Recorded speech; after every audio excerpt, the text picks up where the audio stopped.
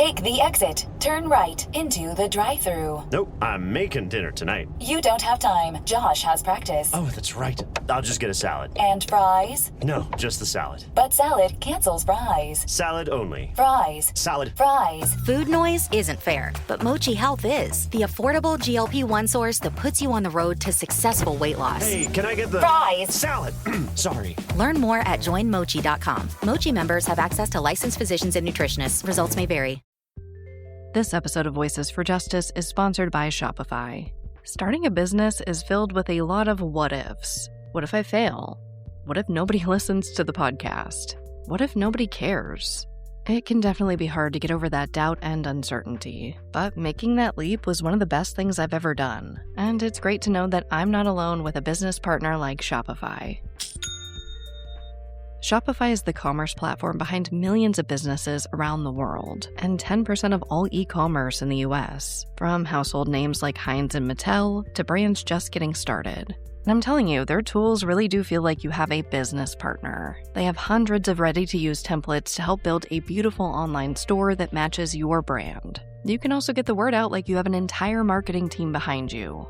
Easily create email and social media campaigns wherever your customers are scrolling or strolling. And if you get stuck, Shopify is always there to help with their award-winning 24/7 customer service. It's time to turn those what-ifs into with Shopify today. Sign up for your $1 per month trial today at shopify.com/justice. Go to shopify.com/justice. That's shopify.com/justice.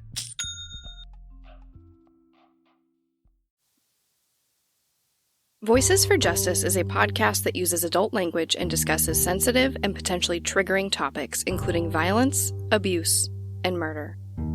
This podcast may not be appropriate for younger audiences. All parties are innocent until proven guilty in a court of law. Some names have been changed or omitted per their request or for safety purposes. Listener discretion is advised. My name is Sarah Turney, and this is Voices for Justice.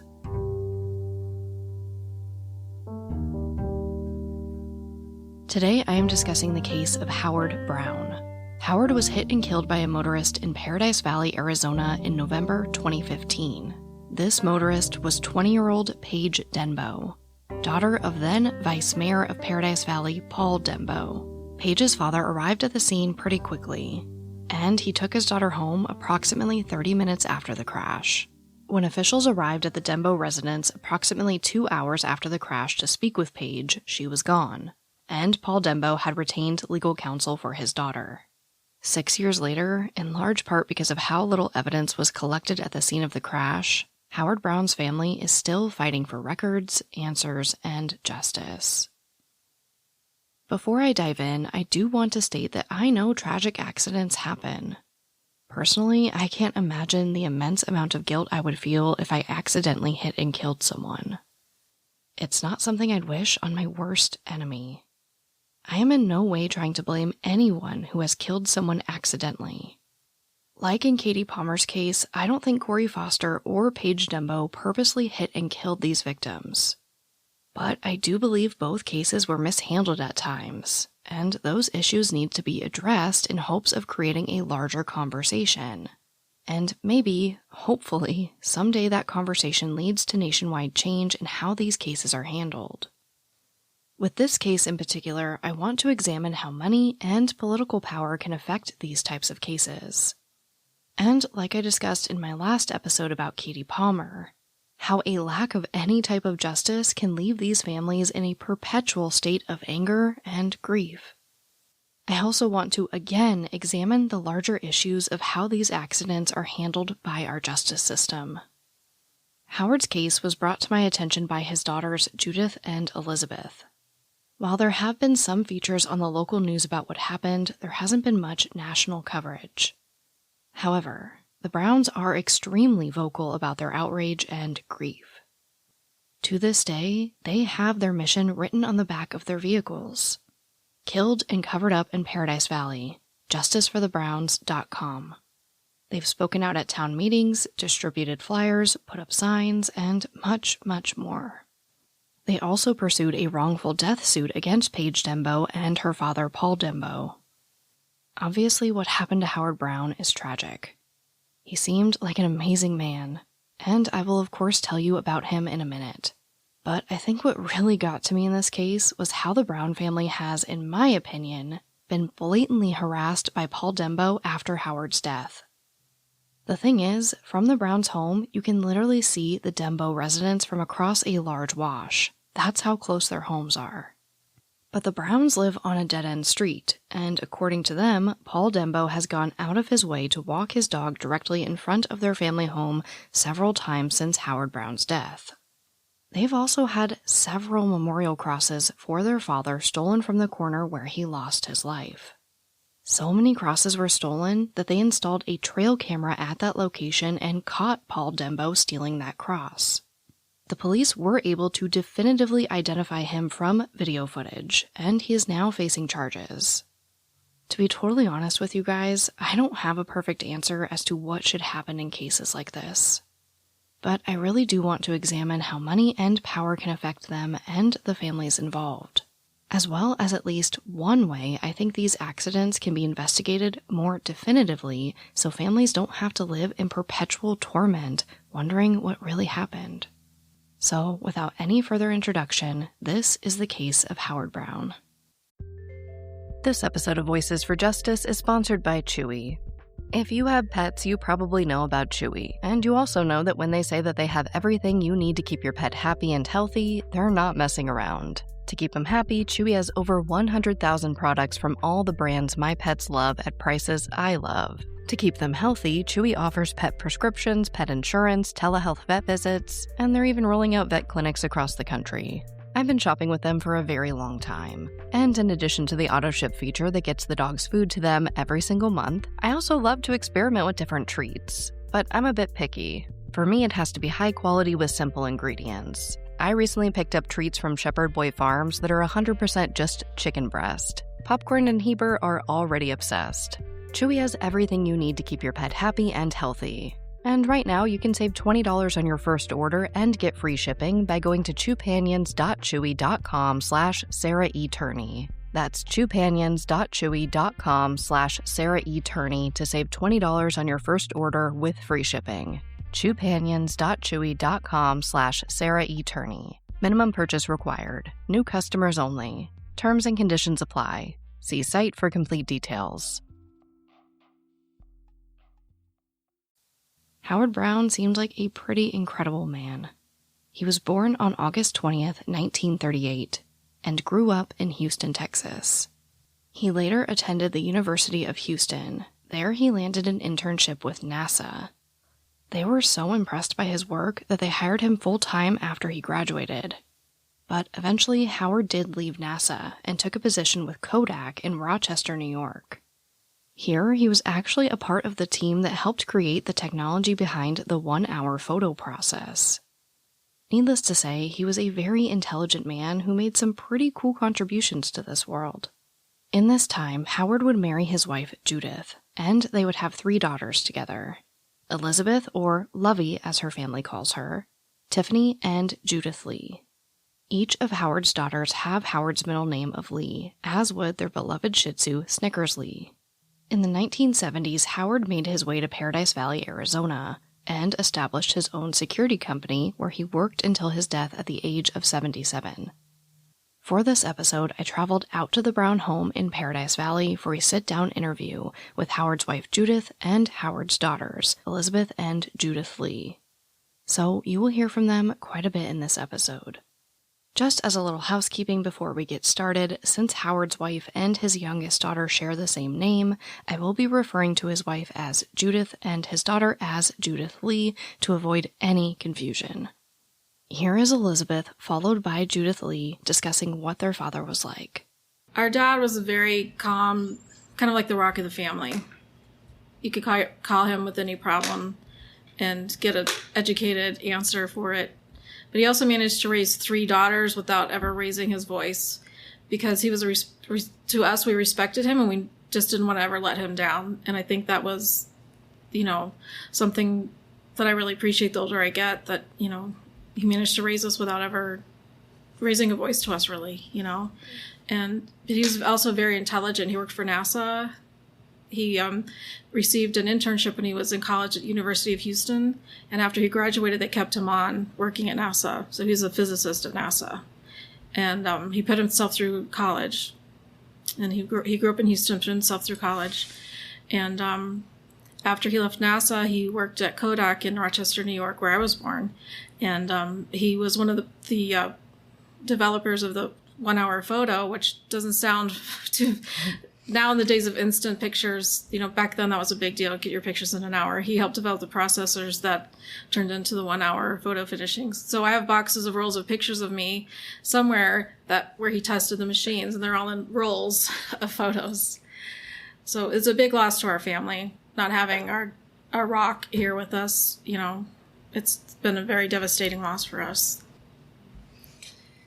Yeah, I'm the third daughter, Judith Lee Brown. I only go by my full name because Mom has the same first and last name as me, so they don't call me Junior but all of us girls have our dad's middle name, and Snickers Lee had, the same middle name as well. She was our little dog that he was walking when he was killed. She just passed away like a year and a half, but so our dad was just, like she said, just a very calm, kind. I think that's the most standout adjectives if you met him, just for 5 minutes. He was just calm, collected, logical, confident, but not, ever loud or boisterous or anything, and just kind. And that's what he was as a father. He just really adored us 3 girls. And, I think even, Mom makes us feel like we're all kind of their favorites in different ways, which is, I've always known, I just was freakishly lucky to have parents that I think I try to say this as much as possible, that, other people, should be as lucky as we were to have, parents that we have.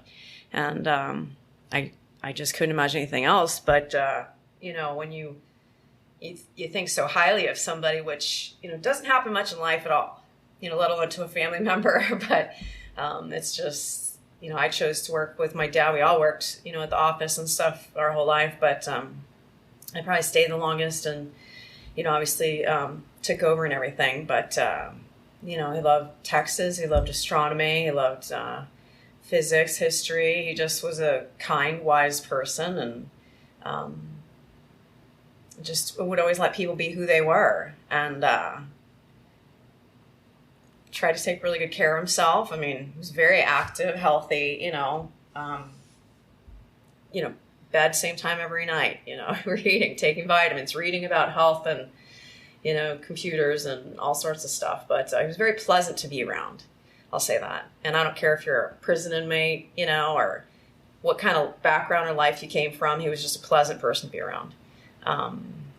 And it just, when you lose something like this, it feels like, you have no organs.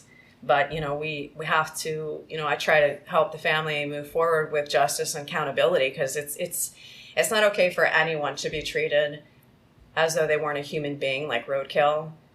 But it's particularly just not going to sit with us because of how wonderful our dad was. Yeah, absolutely. So this whole thing feels like just good versus evil, and we're just going to stick to the right path and do things the right way. And I look forward to seeing my dad again.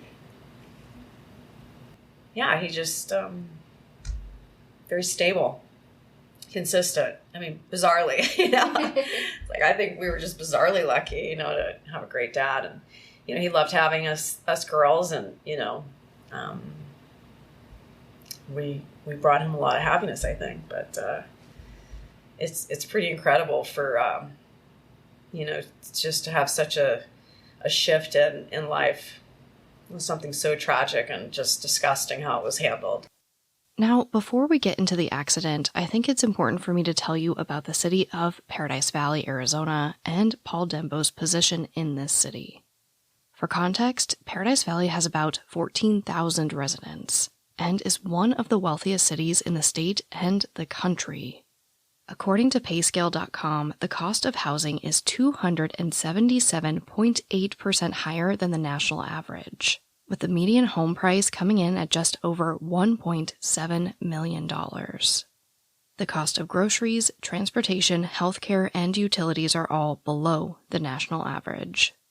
Now, whenever there could be politics at play, you guys know I like to dig deep. Just like the Relisha Rudd case, I wanted to see how all of this worked and what type of funding was involved. So I made my way over to the official Paradise Valley website where I found their 2022 budget. This gave me some really great insight as to just how this city operates. Because as we will find, they do some things that literally are not done in any other city in the country. First, I want to read to you how they describe their city. Quote, named by Time magazine as the best place to live in Arizona, the town of Paradise Valley is a small suburb nestled in the mountains between Scottsdale and Phoenix. The town is predominantly comprised of residential and resort properties. Paradise Valley's highly educated residents are actively engaged in the community and its local government. The town has nearly as many volunteer positions as employees, including its all-volunteer council and municipal court judges. Paradise Valley is the home to many world-class destinations. End quote.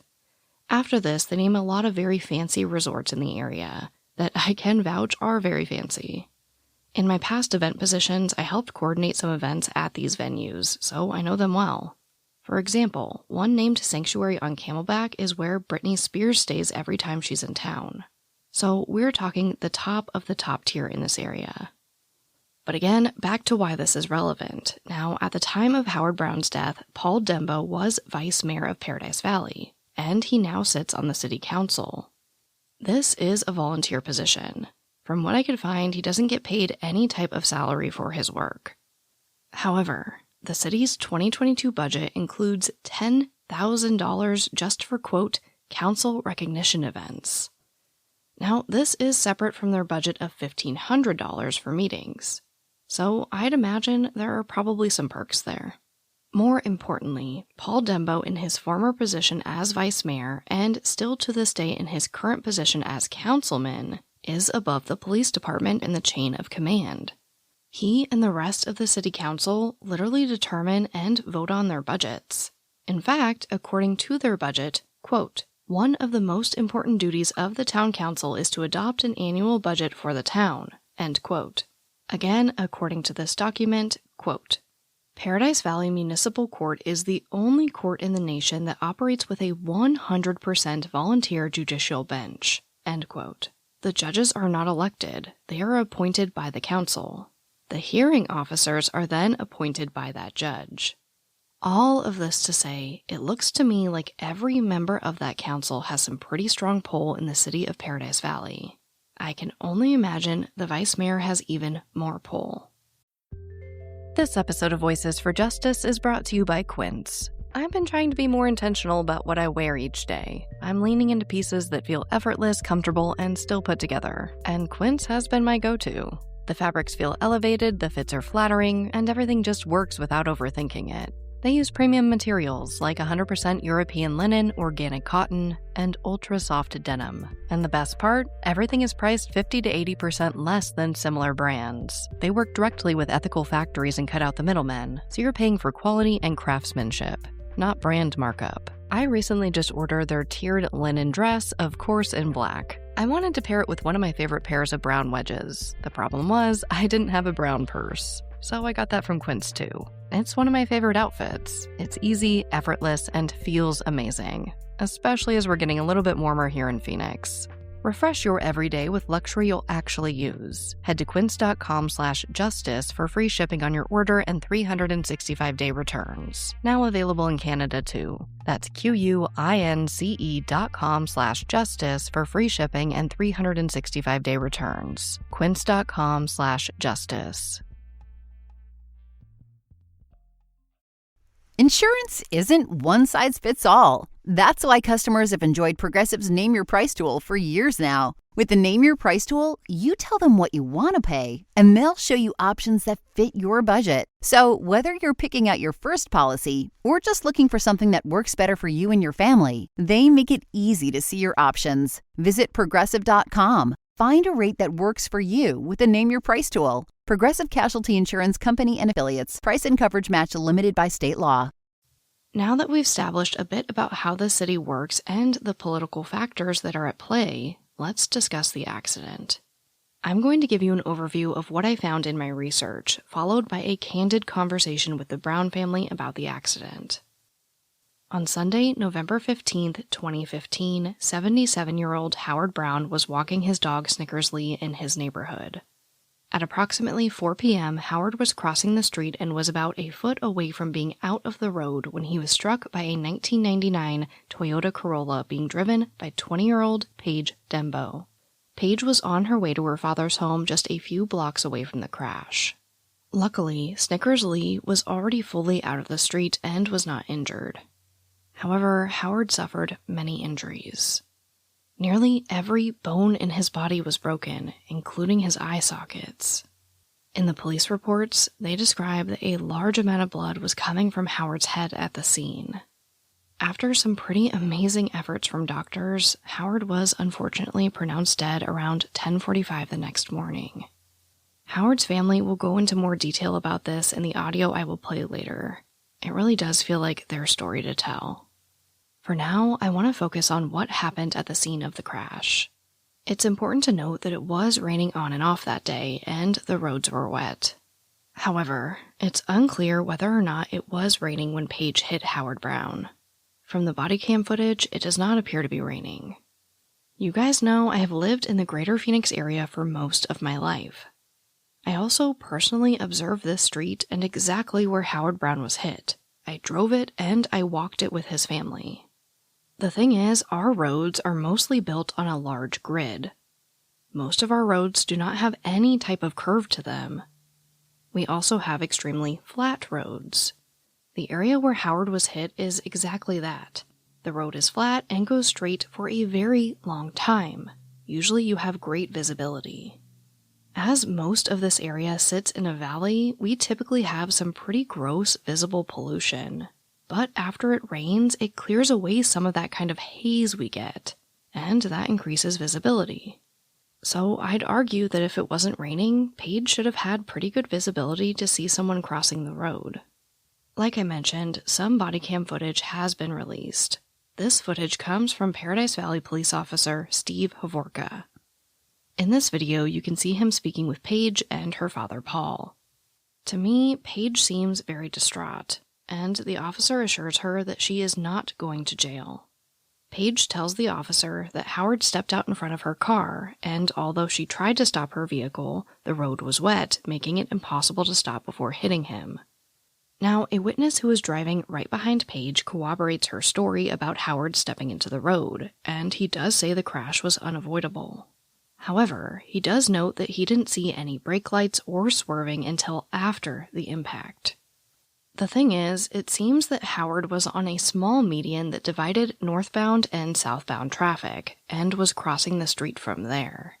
It seems to me that these cars assumed that Howard was waiting on the median when he was really crossing the street. Now, it's my understanding that because one side of the road had a sidewalk and the other didn't, where Howard was crossing was not an official crosswalk. There was no stop sign and no stoplight. He was just crossing the street in his neighborhood. So even though pedestrians do have the right-of-way in Arizona in these situations, because of this technicality, the drivers had no legal obligation to stop for a 77-year-old man and his dog trying to cross the street. Ultimately, no data was able to be pulled from Paige's car, so there's a lot we can't confirm, including how fast she was going. Both Paige and the witness say that Howard Brown didn't seem to be aware that a car was coming. At this point, it does seem pretty clear that this was a horrific, tragic accident. However, I think it's extremely difficult for Howard's family to know that beyond a shadow of a doubt, given some other factors at play here. Like I mentioned, the vice mayor of Paradise Valley, the man who gets to decide on the funding of this police department, as well as a variety of other community projects, Paul Dembow, arrived at the scene just minutes after the crash. As we know, he only lives a few blocks away. Paige's brothers also arrived at the scene. Basically, her whole family flocked to her side in her time of need. In and of itself, I see nothing wrong with that. What concerns me is some information that's been omitted from the body cam footage as well as how this scene was handled. To be crystal clear, we have no audio of Paul Dembow announcing that he is the vice mayor of Paradise Valley to the police. However, when he arrives, he says, quote, "I'm Paige Denbow's father," end quote. So I'd argue that if the police knew who the vice mayor was at that time, the connection would be pretty clear. Like Turney, I don't think Dembow is a really popular last name. But to be totally fair, it is possible that there wasn't a single officer at that scene who knew who the vice mayor was. Personally, I think it's unlikely, but it is possible. More concerning is a particular audio clip omitted from the body cam footage. So in the video, you can hear the officer asking Paige some pretty standard questions, like what's your address and what's your phone number. When she answers, obviously that audio is cut from the video for privacy reasons. Shortly after this, you can see Paul Dembow in the frame of the video just kind of standing there for a few seconds. Then, when he begins to speak to the officer, the audio cuts for about 30 seconds, followed by this. Right now, as we are right now, I know you're upset about this. I'm just taking the information. I'm doing the paperwork today. There's going to be a follow-up to this. 140, you got the sun on the pedestrian. We are taking it from there. His status will mean everything. I got the witness also said that he was crossing, he was in the middle of the street. I mean, I don't know what to tell you right now. It's an investigation, okay? You know, if he did, and this is what I was trying to ask you, Paige, also. So when you're driving down the street, was he just like, here's your car, and I'm him? Did he just walk in front of the vehicle? Oh, yeah, no, he didn't look or anything. He just walked, and did you slam on the brakes? Yeah, I tried stopping. I know it's wet. That's just, okay. Now, again, I can't say for sure that Paul disclosed his position as vice mayor to this officer. But from the officer's response, it appears that Paul may have been asking for some answers about what was going to happen to his daughter, which in and of itself isn't a terrible thing. I just wonder what he said that led to this response, as well as this officer asking what I would consider to be leading questions. He didn't ask her what happened. He asked, quote, "Did he just walk in front of your vehicle? Did you slam on your brakes? I know it's wet," end quote. But even more concerning than all of this is the fact that Paige was allowed to leave the scene with her father without testing to confirm that she was not intoxicated. In the police reports, the officers will reiterate that Paige seemed completely coherent at the time of the accident, and no drugs or alcohol were found in her vehicle. Paige had an interlock device on her engine. I've seen some news outlets report that this was a clear indication that Paige was obviously sober. But let's talk about that. Now, I've never had an interlock device on my vehicle. However, I was close to someone who did, and not long before 2015, the year that this accident took place. If you aren't familiar, an ignition interlock device is basically a large breathalyzer device that's attached to your car. You have to blow into it, and if no alcohol is detected, your vehicle will start. If you fail, your vehicle will not turn on. You also have to periodically blow into the device while you're driving. If you fail while you're driving, your car will not turn off, but it will register as a failed test. Ultimately, we don't have the data from Paige's interlock device. And there is debate about where Paige came from that day, which I think is important. There's no way to prove that Paige blew into the device herself. And we don't have any information about any subsequent tests while she was driving. Paige says that she was coming from work, but took an alternative route to avoid a red arrow. The Browns have traveled this route, and say that Paige would have had to have gone 10 miles out of her way to take this route. Now, this is possible. Paige could very well be telling the truth, but again, nothing has been verified through surveillance video as far as I could tell. Let me tell you why I think this could be important. The thing is, anyone can blow into an interlock device to get your car started. If Paige went an additional 10 miles out of her way, I think it's likely that the device would have asked for at least one additional blow. If she were coming from perhaps somewhere closer, she could have gotten all the way to her father's house on that one initial blow into the device. That, again, could have been done by anyone. What I'm getting at here is that without any video surveillance of Paige blowing into that interlock device, I just don't think anyone can say 100% that she was the person that blew into it. Therefore, I really don't think this is a way to verify that she was sober. But on the assumption that Paige did blow into that device herself and appeared to be sober, no testing was done that day. We know that Paige was on probation and did have a prior criminal history for things like a narcotic drug violation and drug paraphernalia violations. Also, according to the Browns, one picture taken from the scene shows that Paige had a pack of rolling papers on her front seat. I have to imagine the officers at the scene ran her information and saw these charges. Now, I really don't think that these past violations are a foolproof indicator that she was impaired while she was driving that day. Paige may have been and may still be on the path to recovery, which I think is a difficult and commendable thing for anyone. I just think the police had every reason to do testing to ensure Paige wasn't under the influence that day. Honestly, even without her history, I think there's every reason to ensure drivers in these types of accidents are not intoxicated. Despite Paige not being tested, Howard's blood was tested. If you remember from my episode about Katie Palmer, a similar incident is exactly what led to the state of Texas passing a law requiring blood to be taken from all drivers involved in crashes that result in serious bodily injury or death. Paige left the scene with her father about 30 minutes after the crash. Howard Brown's blood was clean from the street before the Scottsdale Police Department was called in to investigate. One lane of traffic was closed while the other remained open.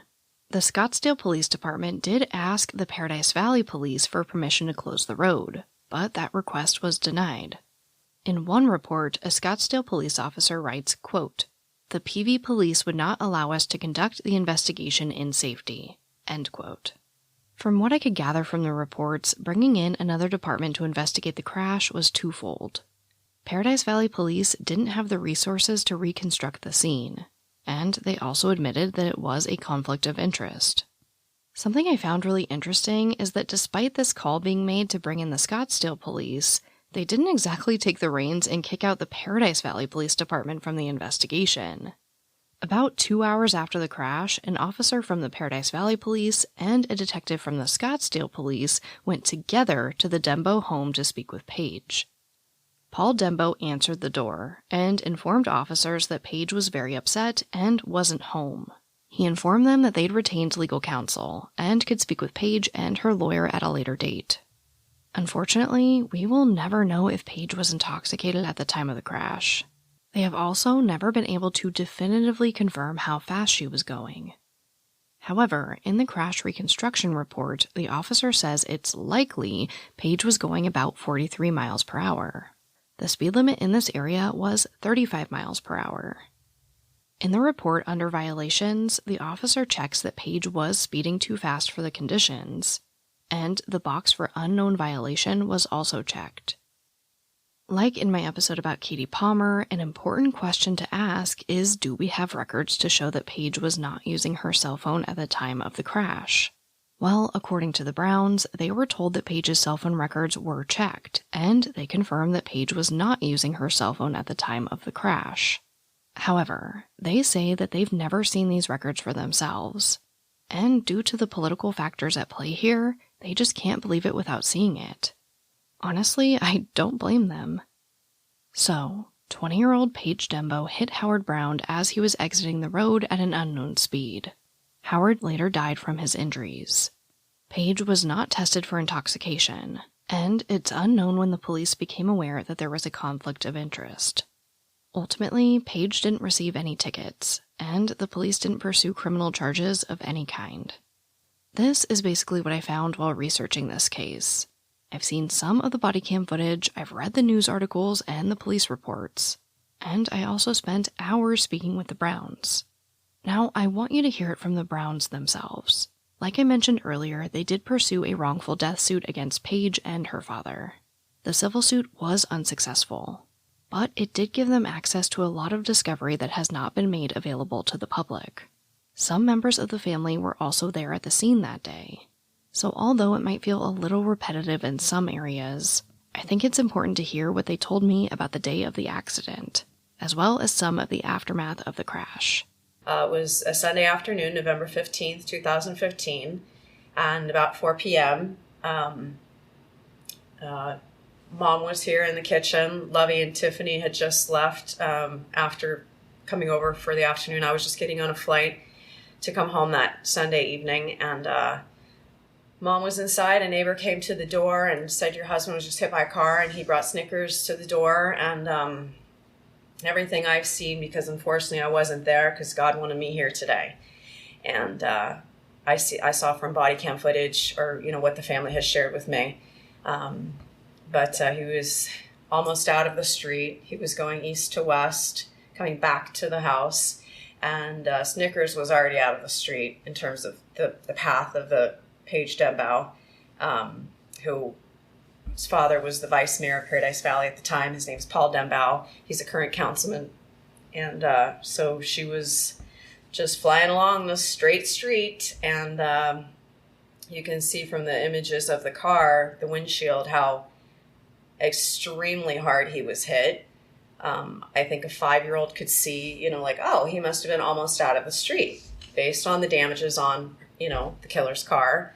And it is just, it's pretty remarkable how violently he was killed. We'll never know what exactly she was doing, that she couldn't pay attention for at least 100 feet in front of her.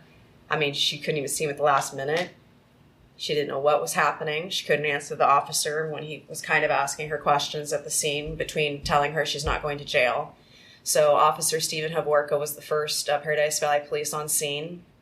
The first thing he said to her was, no one's going to jail. And he said it about 3 more times, I think, on body cam footage over the course of the 17 minutes that she was there. So her father came about a minute after. He kept trying to talk to my mom, asking her what my dad's name was and is he breathing, and the EMT showed up within a minute or two. And even on body cam, my mom is saying to Officer Havorka, are you going to get her information, because they're going to leave? So even my mom, not being a law enforcement agent, had this sense of, you're not addressing the person who just did this. He was more concerned with talking to her and asking her my dad's name and, his birth date and address. And you would think, and I haven't been through law enforcement training, the person who did this should be detained, put in the car, separated from, other people, like her father. 3 of her brothers showed up within a couple minutes, and they were all trying to what happened? What did you do? That even one of them was kind of visibly shocked, how could you have done, this? And she couldn't answer the questions, and her dad was trying to help her answer the questions. She was an adult, but she was treated like, a child, or a minor is the right word. So, not much else on body cam footage, just the officer asking the witness kind of leading questions, which was disturbing. He was like, so it was unavoidable, right? When you ask a question and you say right or wrong at the end, that's influencing the answer from someone. And he knows he was doing that because I believe he was directed not to take her to jail, which we'll be getting proof of that very soon. Once we have to, unfortunately, go through a lot more loopholes to get those police records from the police chief's phone. Then the vice mayor, current councilman, Paul Dembow, then he told the officer he was going to take her home. He didn't say, can I take her home? He said, I'm going to take her home now. Again, this is not a minor. I don't know why she wasn't able to speak for herself. But so the officer said, no problem, we'll come by later. In that happy melodic tune. You would never believe anyone was injured, let alone killed at this scene. You would think maybe she just got a flat tire. Oh, no problem, we'll come by later if we need to. And from then on, the officer Havorka cleaned up my father's blood. The car was towed within 40-something minutes. Then 2 hours later, they called Scottsdale to come investigate a botched crime scene. The Scottsdale sergeant asked Paradise Valley Police Chief Winger to close the street for investigation. He would not allow them to close the street. And that was already 2 hours or so later. So the crime scene basically been driven over for hours. And they just destroyed everything. So the car's gone, she was on probation. Post up the blood. They got everything get her car out Yeah, here. cleaned up my hose father's up the blood in the street. Just pretend like it never happened. Were pictures taken before they cleaned up everything? A little bit, yeah. Unfortunately, my I mom have actually pictures. took pictures. She must have had a sense You of wanna distrust see of the situation and wanted proof of it for herself, which is a blessing that she was able to do that. I was able to do what? Take pictures of the scene. Yes, I used to be a registered nurse. I've seen people bleeding and hurt before. So, so that was that. And obviously, you know, everyone was rushed to the hospital. I came there straight from the airport. And, but, you know, my story of when I was told my dad was hit by a car, I wasn't told that he was killed, but I had a feeling because nobody was telling me things. So my brother-in-law's picked me up at the airport. And so I guess we should skip all that part because it was unbelievably indescribable. The surgeries that they tried to make efforts was really phenomenal, you know, record-breaking amounts of blood transfusions. They asked my mother to sign a waiver. 200 and some. It's like units or something. I can't remember like the increments because I think there's different ways to describe it, but it was like a massive, massive, massive amount. And of course his blood was tested, but I don't know if his blood was tested for his coherency, being a victim. But I don't know what blood they actually tested before they, you know, refilters his entire body about 20 times with new blood or whose blood that was. I don't know. But they never tested her for anything. Not a field sobriety test. They didn't care that she was on probation for drugs. They didn't care that she had a breathalyzer interlock from a DUI charge. They didn't care that she was speeding like a bat out of hell down a straight residential street. The speed limit's 35 on a Sunday afternoon. It was overcast. You know, you're supposed to drive with a little extra care if it had been raining prior or during rain. But so at the hospital, she didn't have insurance, which is, you know, extremely important to know that. I mean, most people get tickets for not having insurance, and most people get tickets for killing someone. Most people get detained and charged for manslaughter. But unfortunately, we're dealing with someone that has a major influence and is above the law, and they've exercised that right, and they've showed it to the public that they think that they are allowed to have a different set of rules, and it's not going to be accepted or tolerated, and we're going to do whatever we need. I was just going to say that, you know, he had a series of surgeries trying to save his life, and we were at the hospital all night, and he finally died at about 10:47 the next morning. They declared him dead. Like, I know my dad's soul left before then. Like, but I think they were artificially keeping him breathing. That's my... Yeah, he wasn't alive. He wasn't alive. He was dead. So they told us at one point that, you know, he's probably had about a 20% chance of living. And I fainted in the hospital, and I had to be admitted to the hospital. Yeah. And I said, I can't be admitted. And they're like, well, you lost consciousness. We have to check you out. So then they gave me some medication, I don't know, and they put me in a wheelchair and wheeled me up to my dad. Yeah, we between surgeries through the night, they were sort of let us come in a little bit for a few moments, but yeah, and unfortunately nothing happened. I mean, our lives were completely changed. You know, our dad's life was violently taken, and honestly, it feels like all of our lives were violently taken. We're just still here living it. And she was driving so fast, she broke every bone in his body, including his eye sockets. The only bone that wasn't broken was one of his arms, and I believe that was left because he was hit on his right side. Because he was hit on his right side. I also believe my theory is that's the arm he was holding the dog with, because that's how close he was to being out on the street. Yeah, it was about an arm's length. Like one step, like half a step. If she wasn't speeding, this what minimally she was speeding. Why she didn't see a dog and a man walking on a straight even street? To let her be speeding, you know, it's like, okay, so you want to go 45, 50, you know, or more, because nobody really did great calculations. I mean, we've had experts come out of the woodwork that see our billboards, you know, like, hey, what is this about? I'd like to get involved. And they do reports, and they're like, why did, you know, Scottsdale, you know, was called 2 hours later, so I think maybe his title is a lieutenant. I don't know. He's an investigator, Kenneth Strohmeyer at Scottsdale, who supposedly has a good reputation, but he, I guess I've been told, had failed to do certain basic calculations. He only had, you know, I think a couple like skid marks to work with by the time he got there at like 6:30 or 7 at night. And in November, it's already dark. But, keep in mind, those skid marks happened after collision. A lot of people think in their mind, just human psychology tells you she tried to stop. No, that was after she hit him. And the witness driving behind her, the only thing that was, valuable or helpful that he did say at the scene on body cam, he told the officer that he didn't see any brake lights and he didn't see her swerve. So until he saw a man flying. So he said he was 100 to 200 feet behind her. And he just let, the guy leave. He told him to write up a report and bring it to the police station the next day. And so 6 months later, Scott still told us that they had no charges.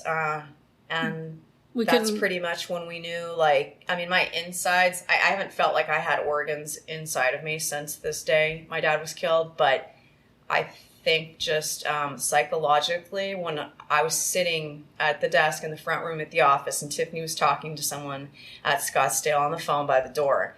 And when they said that, I was just I felt I can't even explain the sensation in my body of just anger and pure evil of what was to come and what we were going to have to deal with. And we're still dealing with that. You know that thing where you get an amazing pair of shoes at a really great price and want to tell everyone about it? Yeah, so do we. Here at Designer Shoe Warehouse, we'll give you something to brag about, like the latest styles from brands you love, or the trends everyone's obsessing over, or shoes that make you feel like, well, you. So go ahead, show off a little. Find shoes that get you at prices that get your budget. Head to your DSW store or DSW.com today. DSW, let us surprise you. What they did to your family, you're lucky to make it out alive. Streaming on Peacock. These men are going to come after me. Taking them out is my only chance. Put a bullet in her head. From the co-creator of Ozark. Looks like a family was running drugs. Execution-style killing, it's rare for the Keys. Any leads on who they might have been running for? The cartel killed my family. I'm gonna kill them. All of them. MIA. Streaming now. Only on Peacock. Like I mentioned, the Browns did pursue a civil suit against Paul and Paige Denbow, as well as the Paradise Valley Police Department, but they lost. The Browns are not happy with their representation, and have filed a suit against their former attorney because of actions they say led to them losing the case. Here is the family explaining their experience with this. We actually had Grant Woods, who's a former attorney general, was our representative before we found out it was a cover-up. So when he found out it was a cover-up, he basically refused to work with us. He said, that it wouldn't be beneficial to us had he represent us because of the cover-up. So that's when we found another attorney named Timothy Casey. So he started a civil wrongful death case against Paige Denbow and her father, even though she's an adult. She's, an indigent and can't provide for herself. So it's called the Family Purpose Doctrine. So we were able to include him on the case. I obviously believe there should have been a lot more criminal charges for her and for him for obstructing justice, and her for, the highest, manslaughter charges. So then, with all we tried to sue the Paradise Valley Police Department as well. And that was thrown out due to no duty to care, which is basically immunity. They basically have immunity. It's called no duty to care, I believe is the exact word. Is the state, the statute was their order, I guess, that they don't have to investigate any particular way. It's we're not really saying they had to investigate a particular way. We're asked, so the case against them, the charges we were guided, whether they were right or wrong, was for gross negligence. Now, the police are legal criminals, whether people like that or not. It's unfortunately the way it is in Arizona, at least. From our experience, we've learned this. So, a year and a half later, we went to trial, a 3-week trial in downtown Phoenix. And very disturbing to have the jurors not hear the whole story. We were never allowed to say there was a cover-up. So the jurors got to hear 3 weeks of trial, not knowing why she never got a ticket. Additionally, so we had to hire an expert to do a accident reconstructionist based on the Scottsdale police report. Now, keep in mind, the Scottsdale police report was a report taken from a botched crime scene. Everything's been destroyed or taken out. So we're already working with a seriously handicapped, accident report situation. So now we have, the defense, Paul Dembow hires, for him and his daughter, one accident reconstructionist expert. His name was, I forget his first name, the last name is counsel, Kuzel. So, and then we had, our attorney, Timothy Casey, had hired a few experts, Patrick Daly and Peter Philbrick. And they both, provided reports that, there's not enough here to, clearly she was distracted and, having, the record that she has on probation for drugs. Like this is absolutely insane that, she was free to do this. And so the jurors unfortunately never got to hear our expert of the reconstruction from Scottsdale's report from the botched crime scene. Like it's just one cover up, one muddle up the situation after another. So our attorney one day, the jurors got to hear the defense's expert say that, rate times time doesn't matter. 1 + 1 is 5. And, unfortunately, it's human nature for jurors just to sit there, hours on end, just think that everyone under the oath is saying the truth. They're not really standing up, asking any questions like, what do you mean 1 + 1 = 5? That's not right. So it's obviously up to us to hopefully know what they choose to believe and what they don't choose to believe. But you're supposed to be presenting them at least with two truths to choose from. So our attorney, Timothy Casey, told us in the middle of trial, so I say week 2 of 3, and he told us on a break, all 5 of, Mom, Judith Vincent Brown, Elizabeth Brown, Judith Lee Brown, Tiffany Driscoll, and your husband, Greg, was there with us in the lobby, and he said, hey, we have a situation. Our expert's not going to be available tomorrow. He's in a drunk tank in Florida. And I hadn't really heard that term ever, but on TV, maybe like the Barney Fife show or something. But I figured I'm sure there's a good probability he can be sober by tomorrow and maybe make it next week, if he's in another city. And he said, no, I think we'll be okay. We'll figure this out. Just kind of pat us on the head, degradingly, and continued on with trial. We lost the case. The jurors supposedly said we didn't know what she was doing. We didn't prove what she was doing, and she didn't get a ticket, so they couldn't find her guilty. So it was a complete waste of time, pain. This has just shortened our lives with the amount of just evil. We will prevail eventually, but so after trial, I called the expert that was supposed to testify and told him that we were going to, appeal it. And if we were lucky enough to get a retrial, would he be able to make it? And he said, what do you mean a retrial? I was never even told when trial was. I figured you guys settled out of the case before trial. This is blasphemous to my reputation. He immediately wrote up an affidavit statement. I did find a new lawyer to represent the family against Timothy Casey for multiple cases of malpractice and fraud. We're currently about to be scheduling depositions any day now. So he's admitted that he did tell us that. He says that he was told that by Peter Philbrick, which is one of the 2 experts that he hired. And Peter Philbrick has already signed an affidavit that he was never notified of trial either. And he absolutely never said that Patrick Daly was in a drunk tank. He's worked with him for 25 years and they're best friends, and that never happened. So we might be hopefully going to court, unfortunately, and I guess it's just going to come down to, what information are we going to be allowed to tell the jurors? And maybe this will come down to Timothy Casey's word versus, our expert, because he completely lied. We've hired ethical, violation attorneys who, provided a full, lengthy report, who have an amazing, impeccable, reputation in this field. Validating that this is, an obscene amount of ethical violations. So we're just really hoping to hold him accountable. But, we're just adding people that line up here that everything stems to Paul Dembow. This fight between the Dembows and the Browns has really divided the community. You have people on one side saying the Browns need to accept that this was a tragic accident and move on. On the other side, you have people in the community and the Browns who feel that mistakes were made at the scene and in the civil suit. And of course, we know the Browns want to continue collecting information to pursue charges. Honestly, it's just gotten really nasty. According to the Browns, in one incident where they just happened to be in the same parking lot as Paul Dembow, not too far from their home, Paul threatened to get a restraining order against them. And according to Phoenix Magazine, who did an amazing piece on this case, by the way, at a city council meeting, Paul Dembow publicly accused the Browns of running a smear campaign against him and his daughter.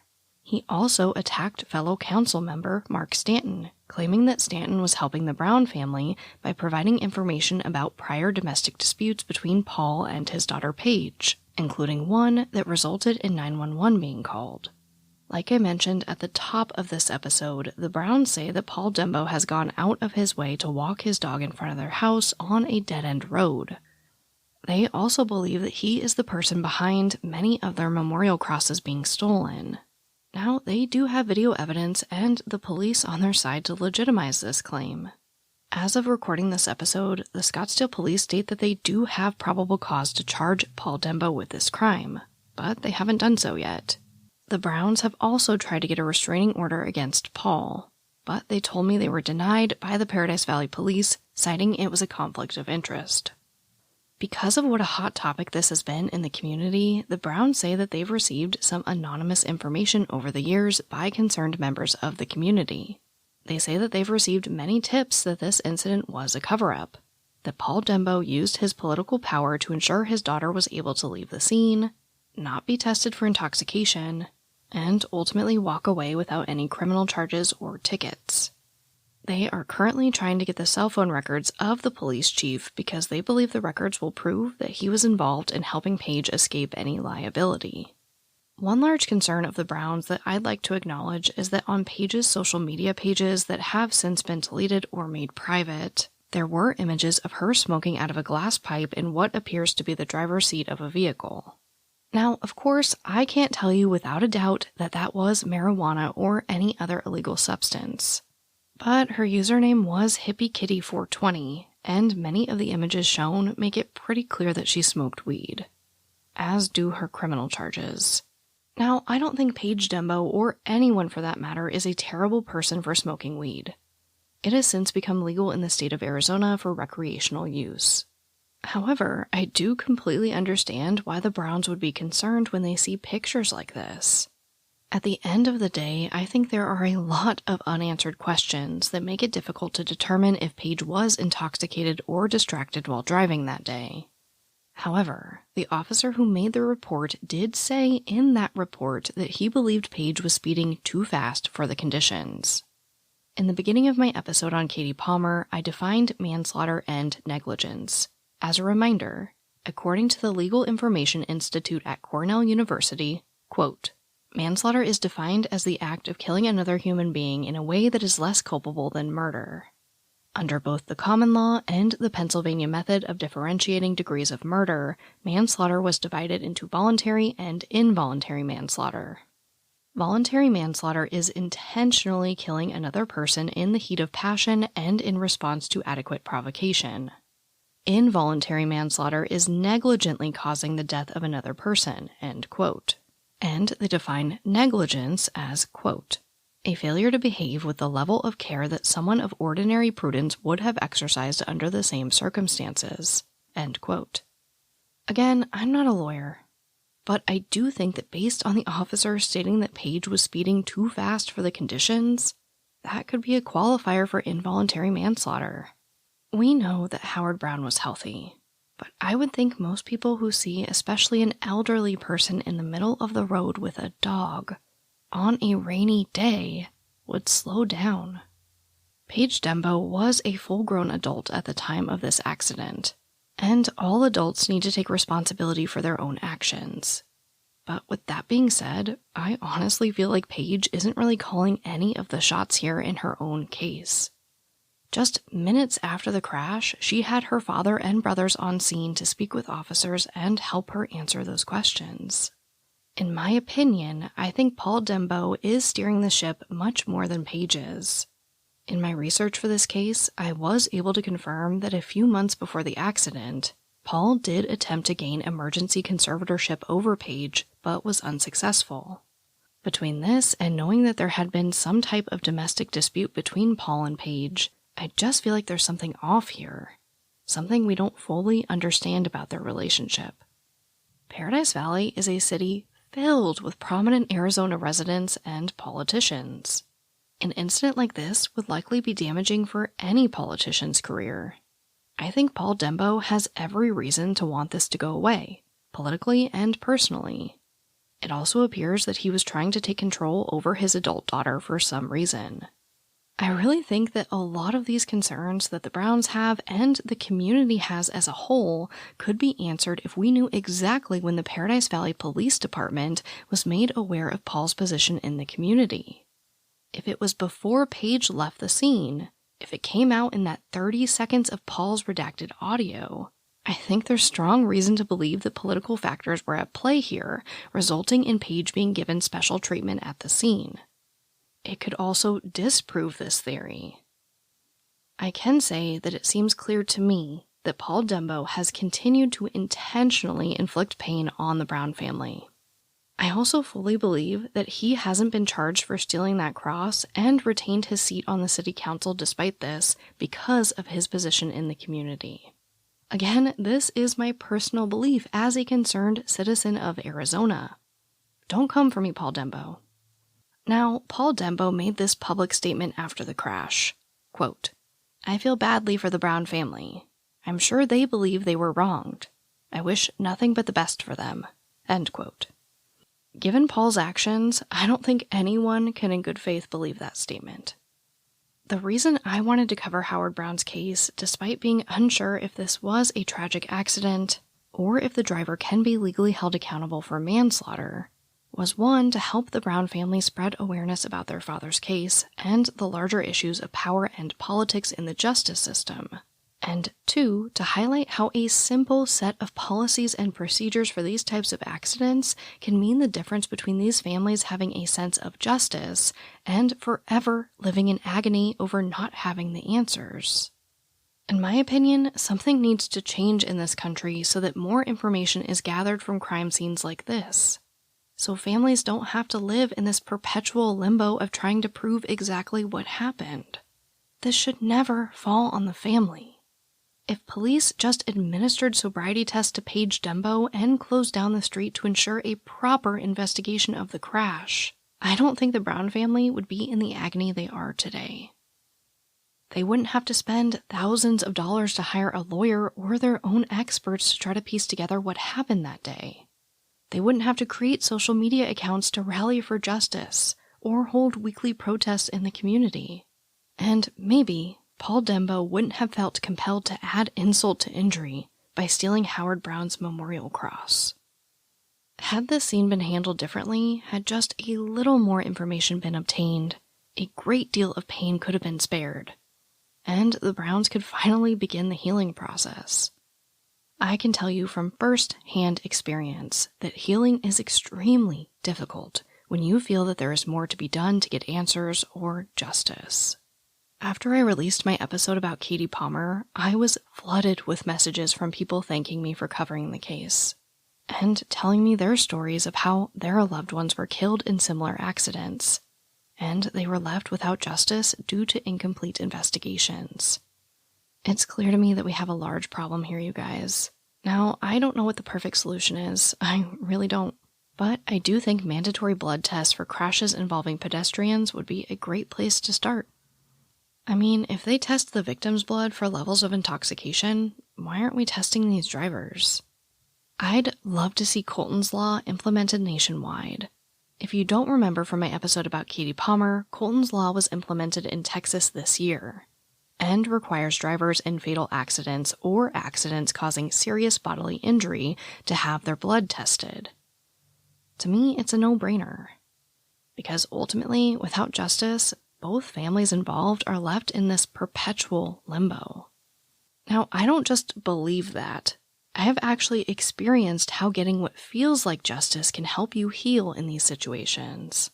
And I'm not talking about what happened with my sister Alyssa. For those of you that may not know, I was hit by a motorist when I was 3 years old. This woman was driving on the wrong side of the street, hit me with her side view mirror, and I was airlifted to a nearby hospital. I had no broken bones, no major head injuries, but I did have a large gash on the left side of most of my face. This woman was ticketed for, I believe, driving on the wrong side of the road, and my parents took her to court. They ruled in our favor, and the motorist was ordered to pay out a settlement. She had to pay a lump sum right then and there. I honestly have no idea how much that was for. But she also had to make payments to me personally every year on my birthday from when I was 18 to 21 years old. Now, that accident was 30 years ago. To this day, I have to look in the mirror and see those scars on the left side of my face. They'll be there for the rest of my life. But I feel like I got my justice. I was actually able to use those payments to help me pay for college. And I used the very last one to help me pay for the down payment on my house. Now, it won't change how I was bullied, it won't change the insecurities I had growing up over these scars, but I do think having a sense of justice helped me heal. I'm not angry, and I don't hold any ill will. In fact, I actually was friends with the driver's son growing up. But I'm pretty sure I didn't hold any anger or resentment because I received some type of justice. To be honest, I am so at peace with this accident that I didn't even think of my connection with the cases I covered this week until putting these episodes together. But had I not received those absolutely life-saving payments in my early adulthood, I'm sure it would be something I thought about regularly. So, based off of my experience of just being hit without any major injuries, I honestly can't imagine how the Browns or Palmers feel. What happened to me was absolutely nothing in comparison to what's happened to these families. I just wanted to tell my story of healing as I felt it was particularly relevant here. The fighting between the Dembows and the Browns is what happens when there's no justice for these types of things. Neither family can heal or move on. I completely understand why the Browns haven't stopped fighting for justice. I would probably do exactly the same thing. Like I mentioned briefly, the Browns are in the process of gathering more information in hopes of pressing charges and getting that justice they are so desperately seeking. So there was approximately 12 records that we requested, and they were, whether that's emails, phone calls, text messages, conversations, meetings, calendars, everything that could be in any sort of documentation form. Approximately 12 of them from the police department and approximately 11 or 12 of them from the town of Paradise Valley. So the first response they gave me was, okay, this is kind of a lot. It might take about 2 months to acquire this. I said, that's fine. We'll be waiting. So then after 2.5 months, I started asking the town clerk in Paradise Valley, Duncan Miller, what's the status? And I got, I think he was told a lot of runarounds, and that was relayed to me through him for the next 3 or 4 more months. So it had been, I think it was just this past June. So about 7 or 8 months, we finally said, okay, if you can't supply these in 3 days, we're going to have to sue you. So we gave them 5 days. They sent over the majority of some things in 3 days, trickled a couple more records requests. They made up an excuse of why Paradise Valley Police Chief Peter Wingert's cell phone records were not available. So our attorneys have advised me that we're either going to have to sue them for them or just subpoena them. So that's what we're going to do. I'm sorry? What was the excuse? It was like, that number wasn't available at the time. But someone else who was on the council actually gave me that number. It was his personal cell that they all use for public use, just like Paul Dembow does. So all of their phones should be public access because all of them are using them for public and private use for city officials. So we just have to fight a little bit harder, unfortunately, to get the phone records of the police chief so we can prove what we strongly believe to have happened. Because if they don't want to give them to us, that tells you because there's something in there. They just want to make it more difficult, or maybe we won't continue to try to pursue and get them, which I don't know why they would ever think that was an option for them. Right. Because, So, I mean, if we can show that they were texting each other about the situation, then it's pretty much done for. Yeah.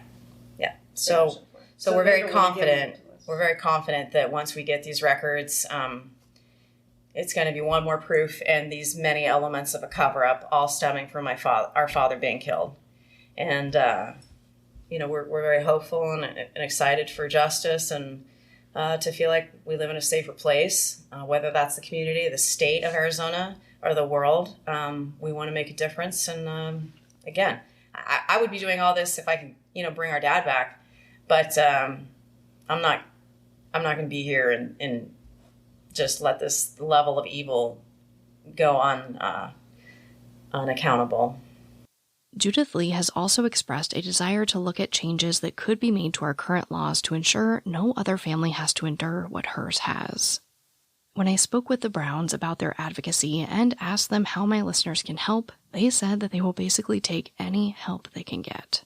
We obviously we have our website and information on the back of our vehicles. We have protests with sign holding every Thursday at Tatum and Shea. We have social media presence. We have a Facebook group, Justice for the Browns. We have our website, justiceforthebrowns.com. Yeah, we have a GoFundMe. The petition, I think you mentioned, everything's change.org, Justice for the Browns, GoFundMe, Justice for the Browns. We have billboards around the outskirts of Phoenix. One up in, where is it? Quartzsite, Arizona. Arizona. Yeah, that's probably the most popular one. It's off Interstate 10, so kind of the California and back traffic. But we do the postcard mailers educating, all of PV. We don't do it every other month, but we try to, keep it kind of consistent. Just educating, quotes from the officer. You're not going to jail. We're asking, a quote. Is that okay would you be okay if the police cleaned your blood before investigators showed up? Surprisingly, not a lot of people, a lot of people are getting the message. We've been in the news a couple times, been in the papers a couple times. The Arizona Republic wants to do a story on everything, finally. Lovey's got the TikTok video that's gotten over, 420-something thousand views of him stealing our Father's Day cross, which he denies is him again, as a reminder.